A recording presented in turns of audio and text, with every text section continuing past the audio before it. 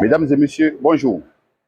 Aujourd'hui, nous allons parler du refroidissement de notre moteur. Pourquoi est-ce que notre moteur a besoin d'être refroidi?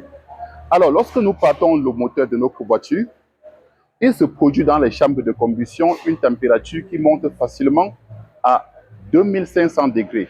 Donc, il faut absolument réduire cette température pour que le piston ne se dilate pas et colle dans le bloc cylindre. Donc, pour ce faire, on utilise le liquide de refroidissement pour absorber au moins les 1/3 de cette température. Donc, notre moteur se refroidit par quoi? Le liquide de refroidissement qui, lorsque nous démarrons le moteur de notre voiture, circule d'abord tout à l'intérieur du bloc cylindre.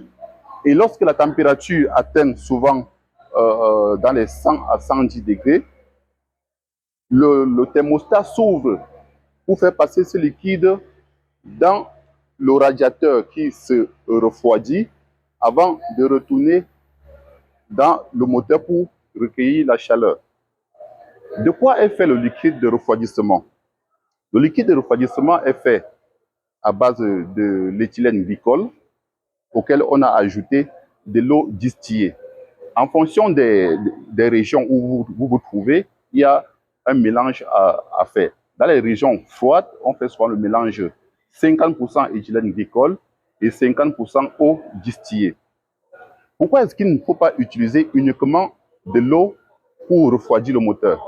Juste parce que l'eau, sa température d'ébullition est trop basse, à partir de 95 à 100 degrés, l'eau doit passer à l'ébullition et ne doit plus absorber suffisamment de la chaleur. Donc, c'est pour ça qu'on recommande d'utiliser le mélange eau distillée et de l'éthylène glycol pour augmenter la température d'ébullition de l'eau et continuer à absorber de la chaleur produite par le bloc moteur.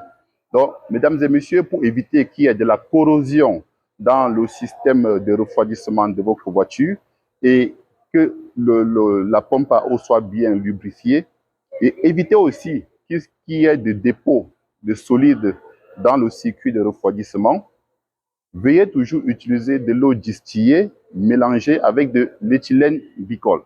Ciao, à la prochaine.